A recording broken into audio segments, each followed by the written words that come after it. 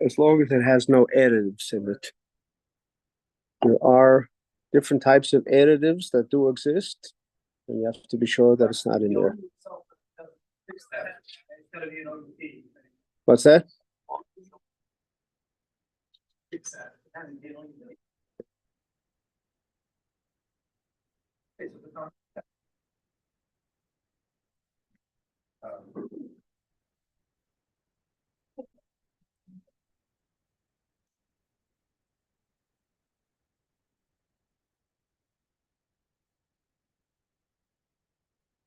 This is not working.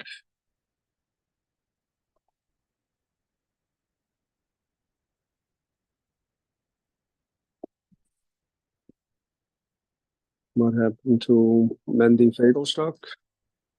I mean, Yossi. Wait a second.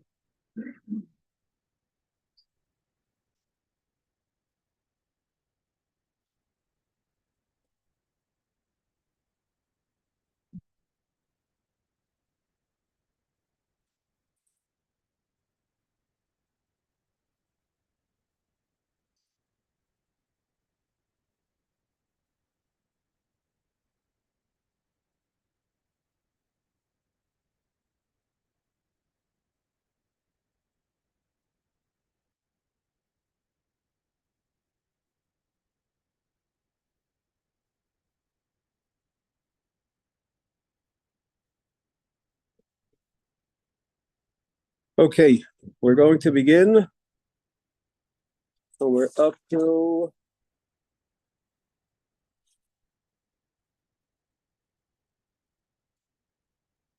we said that we have to remember to say the bittul, to nullify the chametz in a way that we understand what we're saying.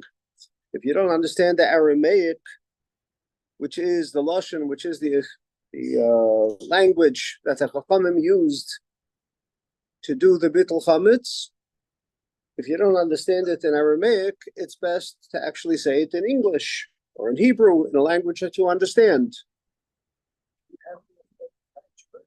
It's enough to know. Now you're saying what you're supposed to say. You're being the bottom of the comments. So again, what I said so far is that you should understand every word that you say, because the words that you say, that the Chacham established to say, is part of the hefker for it to be fully accomplished. Now, what you're asking is a question. Let's say you don't understand all the words. You understand the concept, but you don't really know what every word means. Right? Is that the question? Oh. So now, we learned that you need to understand the words that you say. Therefore, if you don't understand the words in Aramaic, say it in the language that you do understand. And what this means in Hebrew is any types of chametz that's found in Rishusi, in my premises, in my ownership, that I haven't seen it, I haven't burnt it, I don't know about it. So we say we say it should be nullified and it should be ownerless like the dirt. So that's the meaning of what we say. But suppose somebody says it, he says the proper language, but he doesn't understand all the words. He doesn't know the meaning of every word. However, he knows he does understand that what he's saying is something that will accomplish make this chametz ownerless. He doesn't know the meaning of every word, but he knows the concept is what this is all about. So the halacha is yatsa yedei chayvas bitul behefker chametz. So although he doesn't know every single word, the meaning of it, he knows the general idea of what he's saying, the purpose of what he's saying.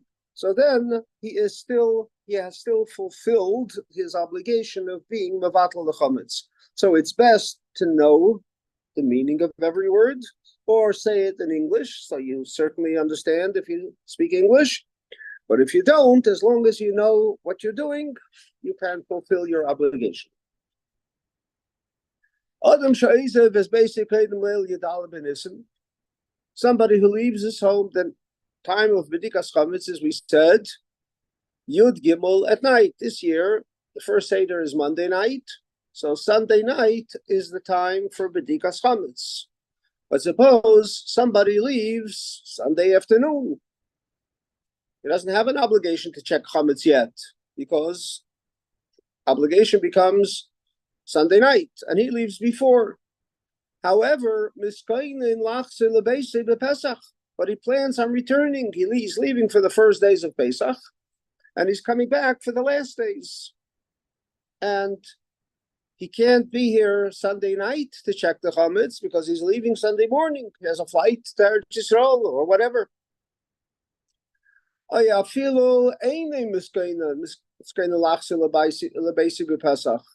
Or somebody that doesn't plan on returning during Pesach. However, the problem is he's not selling his chametz for whatever reason.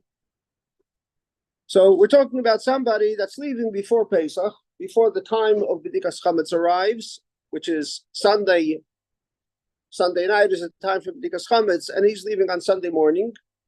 And he's either planning on coming back during Pesach, or he's not planning on coming back during Pesach, but he's not selling his chametz. So what's the deal? What does he have to do? Chayiv livdek es kol chedrei habayis b'layla shelifnei yitziasi. So then, if he's not around Sunday night to check his chametz, he should check his chametz. But he's leaving Sunday morning. Check your chametz by Chodesh Shabbos. Or if you're leaving the previous week on Thursday, check your chametz Wednesday night. Do it to the light of a candle as you would normally do b'dikas chametz. But the one thing that's different is that l'loy bracha. You cannot make a bracha if you're doing it earlier, because at that point there is no obligation for you yet to check the chametz. The obligation is to do it Sunday night. You're doing it before, so this is not when the chacham established for you to check your chametz. But your house has to be checked. So if you're going to do it before, if you're going to leave before, and you have no other time to do it, so do it before you leave. But at that point, you cannot make a bracha. And chayiv livdek kol chedrei habayis b'layla shelifnei yitziasi. You need to check all the rooms of your home before you leave. L'eir haner l'lei bracha, the light of a candle without a bracha. And after he does the b'dikas chametz, the checking for the chametz, yivatel as a chametz she'eni yadu alei v'shalei matzah b'b'dika. He's mevatel this chametz, makes his chametz ownerless by saying the kol chamira, or as we said earlier, whether he's saying it in Hebrew or in English or whatever language that he understands. And Cain yochel hu limnei shliach livdek b'shvilei b'leil yidala b'nissen as kol chedrei habesei. The other alternative is he cannot check Sunday night because he's not going to be there, but he can appoint somebody to check his chametz in his stead. So instead of him checking for chametz, somebody else can do it for him. And at that point, if somebody else does it for him as his shliach, that person can make a bracha because this is already the time of the bedika. So this is, as we said earlier, if a person either leaves before Pesach but is planning on returning during Pesach, or if somebody leaves before Pesach and he does not sell his chametz to a guy. So then he's obligated to check for chametz. His house is not sold, or in this case, you don't really sell the house. You sell the chametz in the house, and you rent the house. Adam she'izev is basically the Pesach or moichle Pesach. Somebody who does sell his chametz to a guy. So yizkei as hamokim b'yishuv Pesach v'nei yudala b'nisim. So this person doesn't have to check his house for chametz because all the chametz in the house he sold to a guy, and the house where the chametz is rented to a guy. So that doesn't need b'dikas chametz.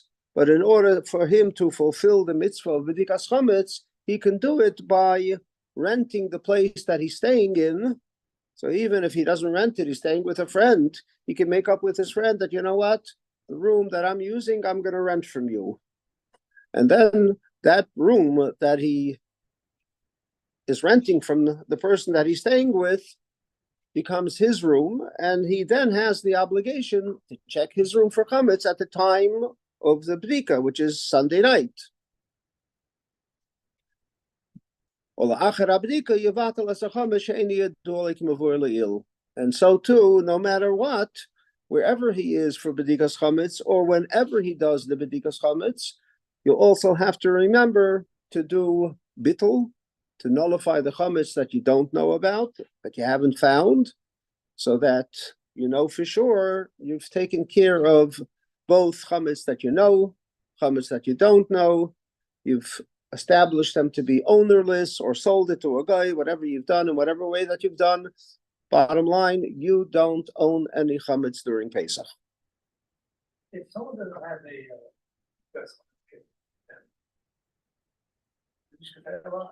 you don't have a b'dikas chametz kit, so what you've done is you've not allowed the distributors of b'dikas chametz kits to make some money. You've taken away their business. But as long as you have a candle, I mean, the way that it's established to do it is to have a candle and to have a spoon and to have a feather. So if you go to the store and buy a spoon, and if you go to a butcher shop and you get a feather, and you have a candle, you're just as well, just as good. What's that? It goes back, and it has a Kabbalah. There's a Kabbalah to that. You know, why you use a candle to burn it, to check, and why you use there are reasons al pi Kabbalah. It's not me'akiv, because as we said, if you remember, bottom line, if you don't have any of the above, or you can't use, for example, we said, if you find yourself in a hotel room, and if you light a candle, what's going to happen? Good chance that the fire engines are going to arrive, right? So what do you do under those circumstances? You do b'dikas chametz, but you make sure to have a good flashlight with you, and you use that for b'dikas chametz. Or we talked about if you want to check chametz, you have to check the chametz in your car as well. Don't do it with a candle. Do it with a flashlight. So again, b'dikas chametz should be done with a candle, with a spoon, with a feather. As a matter of fact, there's another piece to it, and that is, again, al pi Kabbalah, that after you buy the chametz and you put the chametz into a bag, and you wrap up the bag, you leave the handle stick out of the bag. That's another thing. You use the 10 pieces. But again, if you don't have the 10 pieces, you still do b'dikas chametz. So there's a lot of things that are halacha, and there are certain things that are minhagim, customs as to how you do it. So lechatchila, you want to follow all the minhagim and get yourself prepared to have what you need to do b'dikas chametz properly. But if you don't have any of the above, b'dikas chametz is a chiyuv. Yes. You see on the back of a beeswax can. Yes. Why bees? Is it beeswax? It's the same thing. Yeah, it has a hidur and a practical hidur in the beeswax. What's that? Does it burn cleaner? It burns cleaner. It also is kosher. So if you go around anywhere and it's gonna, you're not concerned it's gonna fall on something and it'll make a treif. So there's a combination of things simply, but then again, there's the Kabbalistic aspect perspective besides the practical application. Now, a feather, again, practically speaking, you use it to throw the crumbs in. Now, why a feather? Why not use a brush or something? So again, this is the way the Chacham were misakin based on Kabbalistic insights. But if you don't have that, do the b'dikas chametz even without that.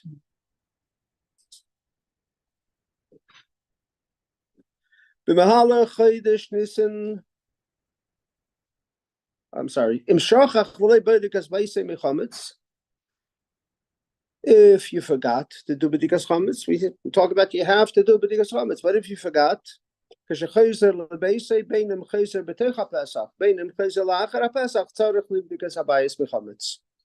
whether you come back during Pesach or whether you come back after Pesach, you missed the mitzvah of b'dikas chametz, so you have to do b'dikas chametz. All the same for you, and then any chametz that you find, you have to burn. Because chametz is also bano. But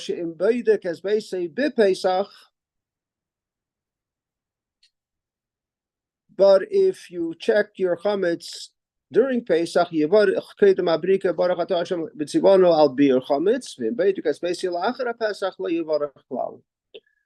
bracha of beer chametz you make during Pesach. If you're checking it after Pesach, when you have to check for chametz as well, you still, at that point, you don't make a bracha anymore, but you nevertheless have to check. But as we talked about earlier, you do, I mean, in this case, you would do the b'dikas chametz anyway, but the point of it is, certain chametz you sell no matter what. And if you're selling your chametz, you're really not over on it if you don't, if you actually don't burn it, because if you, again, we talked about if you find a lollipop in the middle of Pesach, it's not yours, it's the guy's, you sold it to him. But when we talk about finding crumbs or the like, those may be things that you haven't sold. You didn't have in mind to sell crumbs. You actually had a mind to do b'dikas chametz. You forgot about it. So if you had a mind to do b'dikas chametz and you forgot about it, what it really means by doing the b'dikas chametz, you indicate that this stuff you're not going to be selling to the guy. This stuff you're going to be getting rid of. And if you didn't do it, you forgot to do it. So when you sold to the guy, you didn't have that in mind. A lollipop, you had in mind. You just forgot to put it into the closet where the guy's stuff is. But stuff that are little crumbs of things, so that's why you still have to do b'dikas chametz if you forgot, even in the middle of Pesach, or even after Pesach, if you forgot, you still have to do b'dikas chametz. The difference is, in the middle of Pesach, there's still a chiyuv of b'dika, and you make a bracha. After Pesach, there's a chiyuv, but it's for a different reason, so you don't make a bracha.